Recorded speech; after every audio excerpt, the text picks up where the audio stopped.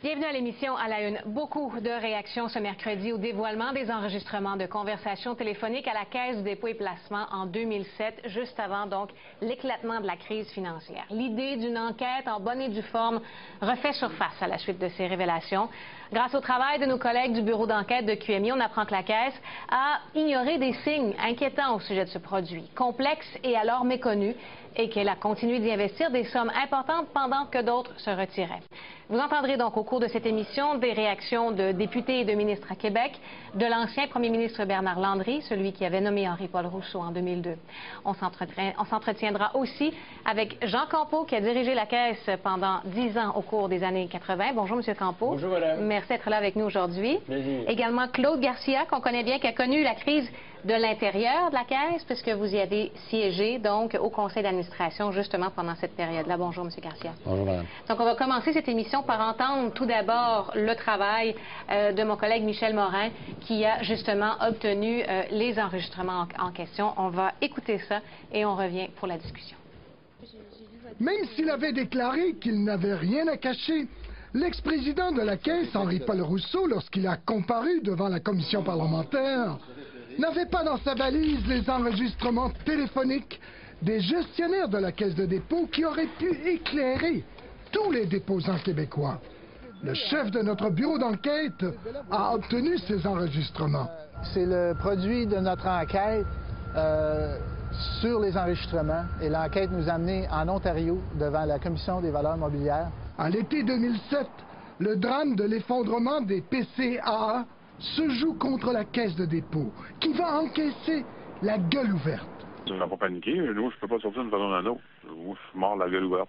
C'est pas mort la gueule ouverte. Écoute, je vais me ramasser avec 25 milliards de ça. La crise était déjà là, avant que le gestionnaire de la Caisse de dépôt soit pris de court, la gueule ouverte. It's just shaky again. Yeah, It's very, very tough right now in the market. It's a tough time. I know.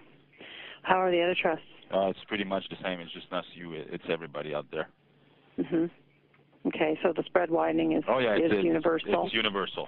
Le 6 août, Nathalie Davidson de Wood Gundy avertit Luc Verville de la Caisse que cette fois, la Banque nationale ne pourra peut-être pas rouler le papier commercial. Cette fois, nous n'avons que les transcriptions écrites. Bien, je crois, Luc, que tu devrais simplement t'asseoir et regarder la réalité. Oui, mais alors, c'est la liquidation des actifs et ainsi de suite. Oui, puis pendant 5 à 10 ans, tu as un bout de papier sans valeur marchande à cause de la liquidation. C'est toute une nouvelle. Je fais des appels tout de suite. C'est toute une nouvelle. Je fais des appels tout de suite. On ne m'a jamais informé de cette merde-là. La Caisse vient tardivement de comprendre qu'une crise pourrait la frapper plus qu'aucune autre institution financière au pays. Michel Morin, TVA Nouvelles, Montréal.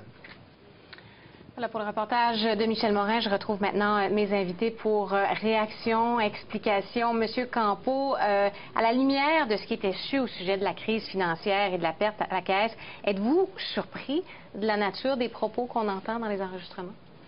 Non, pas Non? du tout. Pour vous, Pas c'est... du tout surpris. Même s'il semble y avoir la quand même Caisse- quelqu'un qui cherche à avertir Ouais. Luc Verville, là, un Même vice-président de la à Caisse. cette journée-là, là, l'erreur n'est pas faite cette journée-là, elle est faite les jours avant et les mois avant. C'était d'investir dans ce fonds-là qui n'est pas correct. Et pourtant, la Caisse a ses propres analystes. Alors, comment avait-elle pu consentir à investir là-dedans? Parce que le rendement était un peu plus élevé que les bons du Trésor du Canada ou du Québec. Donc, c'était plutôt là la question, au lieu d'interpréter ces enregistrements qu'on entend aujourd'hui. Dans le fond, vous, ça vous étonne pas Non. que les courtiers se parlent comme ça? Ah, ben non, pas du tout. À part ça, il était déjà trop tard au moment où il se parle. Et M. Garcia, vous siégiez sur le conseil d'administration de la Caisse à l'époque. Comment vous réagissez à ces enregistrements-là? Bien, écoutez, je vois que M. Verville a paniqué, mais on paniquerait pour moins, là. Tu sais, il y avait 13 milliards de papier commercial, puis parce que là, c'est daté du 6 août. Donc, nous, au Conseil, on l'a su le 13 août. OK? Alors, on a été informé le 13 août. Vous semblez surpris, M. Campeau? Mais voyons, il y avait des milliards là-dedans, puis le conseil d'administration n'était pas au courant des placements. Non, savez-vous pourquoi? parce que c'était dans des fiducies distinctes. OK? Et on recevait 2 fois par année au Conseil la liste des plus grands placements de la Caisse, les 10 plus grands placements. OK? Et sur cette liste-là, le papier commercial n'est jamais apparu parce que légalement, il y avait 26 ou 27 fiducies distinctes. Aucune de ces fiducies-là n'était assez grosse, ou le placement de la Caisse était assez gros pour arriver à faire partie des 10 plus importants placements de la Caisse. Écoutez, je ne vous dis pas que c'était correct, là, mais c'est comme ça qu'on nous l'a présenté. En langage commun, c'était saupoudré un peu partout, donc c'était moins visible pour les membres du CA. C'était des entités juridiques. Il y avait 26 ou 27 fiducies distinctes qu'on avait créées au cours des années. Et chacune de ces fiducies-là avait ses caractéristiques propres. Ça se ressemblait tous, c'était tout le même genre de truc, mais c'était des documents légaux distincts. Donc, et il n'y avait aucune de ces fiducies-là qui a fait et qui était assez importante pour apparaître sur la liste des 10 plus gros placements. Écoutez, on aurait peut-être dû le savoir. Moi, j'étais président du comité de vérification et tout ce que j'ai su au comité de vérification, c'était, je recevais à chaque année un rapport de KPMG qui avait été embauché par la Caisse et qui travaillait aussi pour le vérificateur général, mais qui évaluait tous les placements de la Caisse qui étaient hors bourse, d'accord? Les placements qui ne sont pas cotés en bourse. Et on recevait un rapport. Et ce rapport-là, le papier commercial était compris dans l'encaisse. Et au 31 décembre de l'année précédente, il y en avait pour 42 milliards. Okay?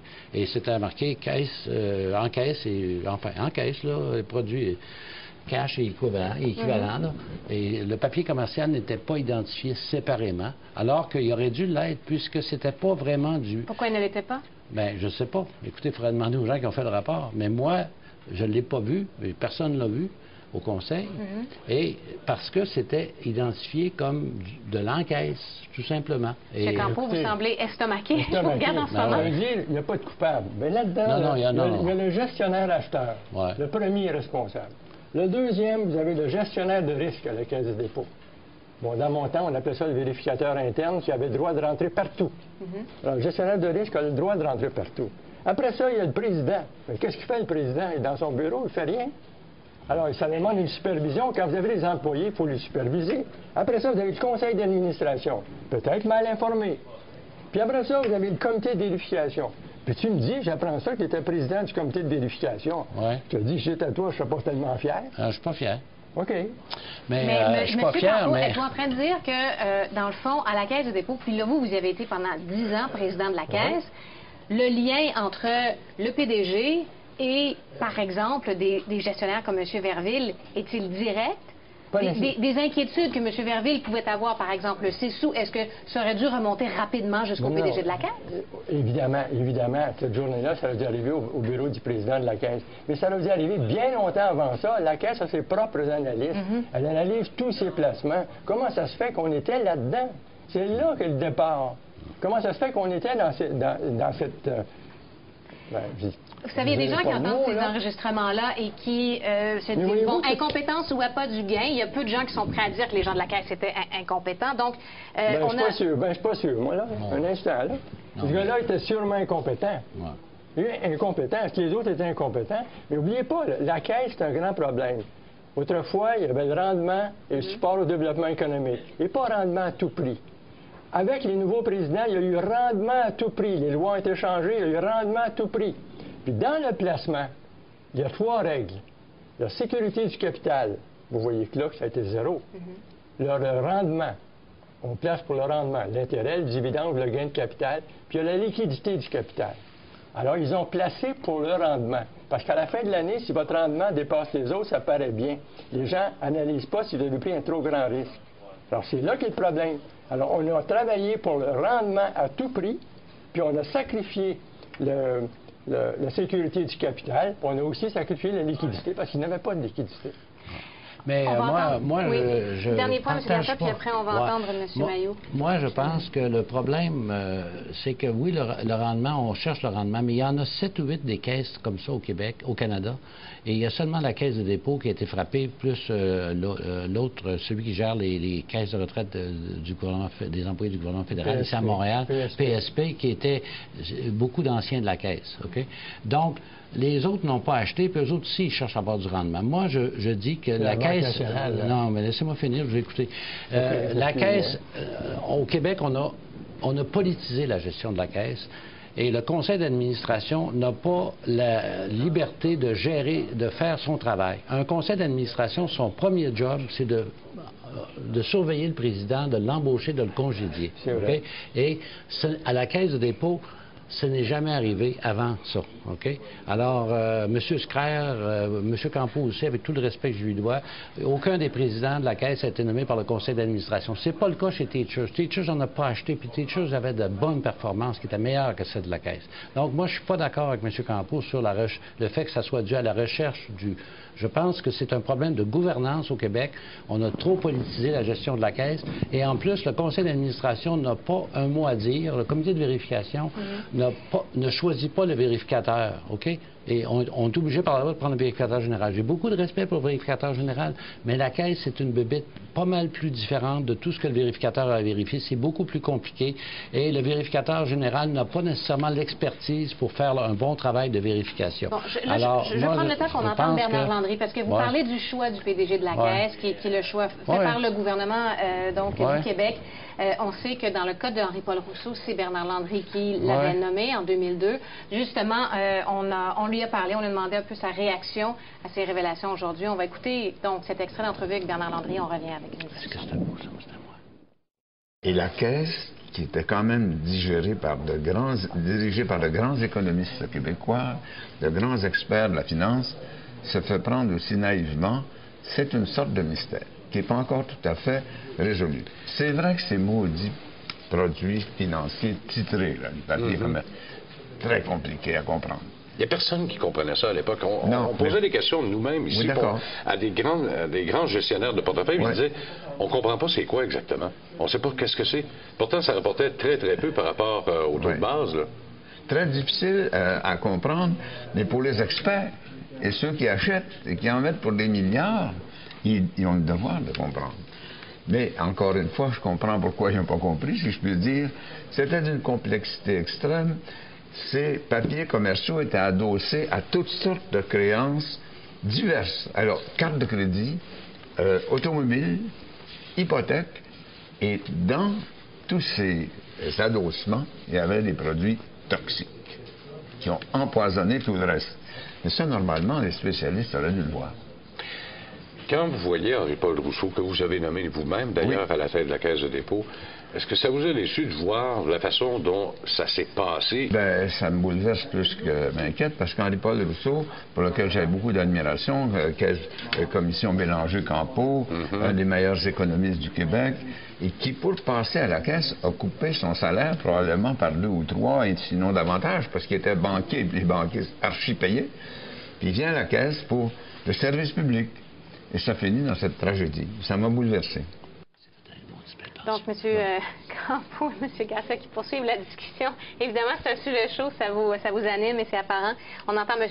Landry dire, écoutez, on a nommé quand même pas n'importe qui, là, un économiste, un banquier, quelqu'un que vous avez bien connu, d'ailleurs, à la commission Bélanger-Campeau. Et on se retrouve bouleversé face à ce dénouement-là. Est-ce qu'il faut, vous avez dit, ils n'ont pas fait leur devoir, mais est-ce qu'il faut blâmer aussi cette espèce de vague de popularité des PCAA qui avait reçu un certain temps le saut de qualité de certaines agences de notation? Moi, je voudrais faire un petit détour, si vous le permettez. Absolument. Cette année-là, la Caisse a 13 milliards dans les papiers commerciaux. Mais elle a fait une perte de 40 milliards. C'est 25 ça, de perte. Alors que les autres fonds ont fait en général, les autres grands gestionnaires ont fait 15 ou 16 Et tout ça, c'est en 2008. Et tout de suite, en 2009, les gestionnaires qui sont bons, ils ont tout de suite recouvré leurs pertes.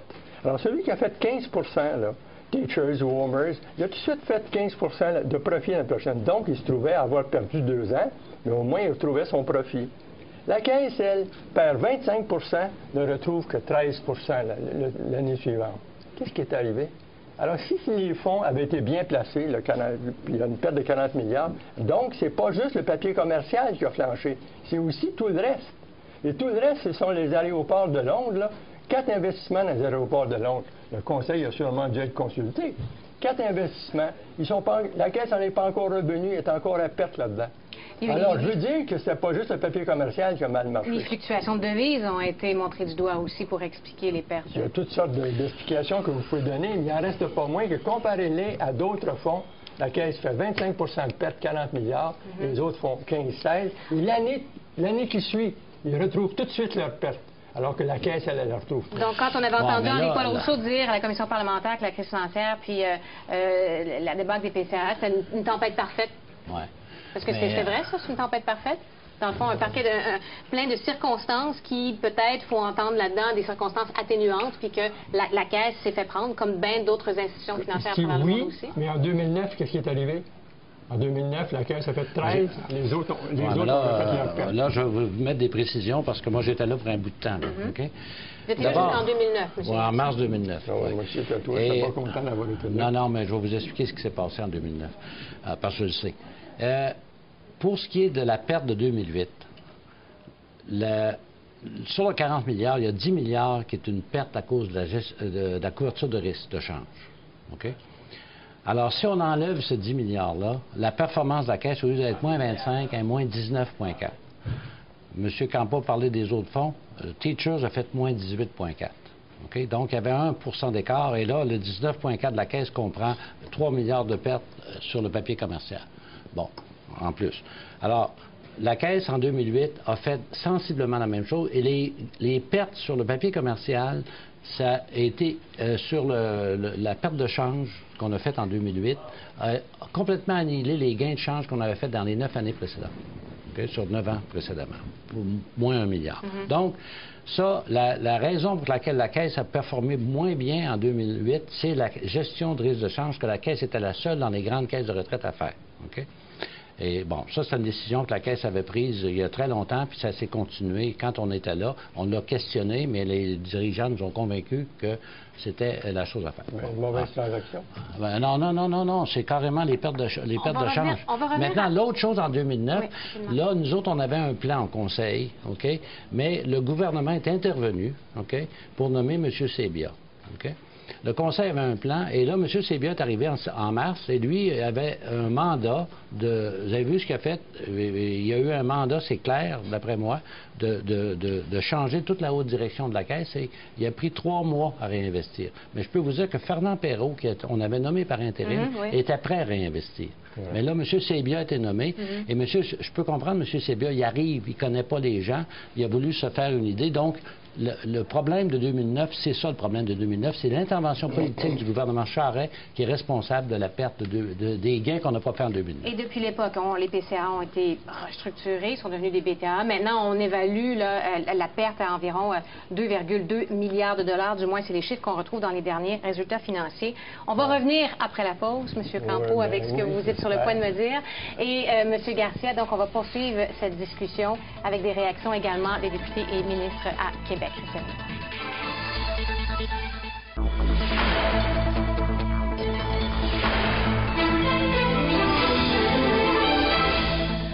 On doit aller au fond des choses sur le papier commercial. On a trop perdu d'argent et on a besoin de savoir ce qui s'est passé. À partir du moment où de nouveaux faits seraient portés à ma connaissance, c'est votre choix que nous sommes ouverts à aller plus loin. Nous serions ouverts à aller plus loin. Je retrouve mes invités, Jean Campo et Claude Garcia. Monsieur Campo, est-ce que c'est raisonnable que 5 ans plus tard, on ne sait pas toujours exactement ce qui s'est passé à la Caisse du dépôt au moment de la crise? Bien, à l'intérieur, je pense que ça se sait. Qu'est-ce qui s'est passé? Bien là, manifestement, le public ne sait pas. Les députés à Québec réagissent à ces enregistrements. Au début, ils ont voulu faire rendement à tout prix. Ils ont pris d'autres risques. Là. Je parle des 4 aéroports à Londres, c'est des risques fantastiques. Alors, c'était basé sur le rendement à tout prix. Et tout ça a commencé, dans le fond, M. Garcia, bien avant l'ère Rousseau, parce que là, on parle de rendement à tout prix, on fait allusion à c'était le paradigme sous l'ère Rousseau, mais ça a commencé bien avant. Il y a une firme, Coventry, qui vendait ces produits-là à la Caisse. C'est-à-dire que la firme Coventry a été mise au monde par la Caisse, parce que la firme existait, mais elle n'allait nulle part. Et en 2000, la Caisse a investi un montant appréciable. Ça représentait 30 du capital action de la compagnie. C'était le plus gros actionnaire de Coventry. Et c'est Coventry qui était le créateur de ces premiers produits dérivés, papiers commerciaux-là. Et c'est eux qui en ont fait le plus. Okay? Mais après ça, ils ont eu des compétiteurs. Avec le support de la Banque nationale qui était très impliqué. Bon, on parle de faire la lumière. Il y a quand même quelque chose de particulier avec ce qu'on apprend aujourd'hui. On entend parler Luc Verville, un ancien vice-président de la Caisse, dans les enregistrements du reportage dont on a présenté au début de l'émission. La Caisse a remercié M. Verville au printemps 2008 6 mois plus tard environ, là, il se trouve un emploi chez Fonds d'Action. Qu'est-ce qu'il faut comprendre de ça? Bien, écoutez, moi, Ça a été un des seuls qu'on a nommé à la commission parlementaire. Quand on a nommé un nom, c'était Luc Verville. C'était l'acheteur principal. C'était lui qui gérait ça. Et probablement qu'il ne s'est pas rapporté à son président, mais c'était l'acteur principal. C'est pour ça qu'ils l'ont nommé. Il relevait de M. Gay. Qu'est-ce qu'il faut comprendre du fait que quelques mois plus tard, il se retrouve... là, moi, je ne commenterai pas les politiques d'embauche du Fonds d'Action, mais je pense que c'est clair. Moi, j'ai lu le Journal de Montréal ce matin, et quand M. Verville dit, écoutez, on ne me l'a pas dit, il est un investisseur institutionnel. Dans vertu des lois sur les valeurs mobilières, les investisseurs institutionnels sont réputés connaître leur métier, savoir ce qu'ils font. Et normalement, quand on achète un produit, il y a une description du produit. Il faut lire cette description-là. Alors moi, j'interprète cette déclaration-là comme quoi il ne l'a pas lu.